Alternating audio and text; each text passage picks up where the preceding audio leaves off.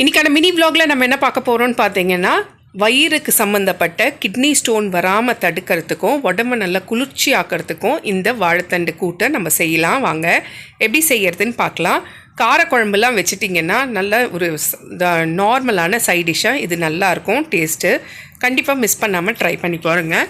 First வந்துட்டு வாழைத்தண்டை cut பண்ணும்போது அந்த நாரெல்லாம் எடுத்துகிட்டு குட்டி குட்டியாக கட் பண்ணிவிட்டு அதை ஒரு நல்லா அலசிட்டு ஒரு ப்ரெஷர் குக்கரில் சேர்த்துக்கோங்க. கூடவே ஒரு வெங்காயம், ஒரு தக்காளி, ஒரு கப்பு பாசிப்பருப்பை வந்துட்டு நல்லா கழுவி சேர்த்துக்கலாம். ஒரு 10 பல் பூண்டோட ஒரு 4 பச்சை மிளகாவை கட் பண்ணி சேர்த்துக்கோங்க. இது கூட வந்துட்டு 1/4 டீஸ்பூன் மஞ்சத்தூளும் ஒரு 1/4 டீஸ்பூன் உப்பும் சேர்த்து ஒரு 5 விசில், ஒரு கிளாஸ் தண்ணி ஊற்றி 5 விசில் மீடியம் ஃப்ளேமில் வச்சு விட்டுருங்க.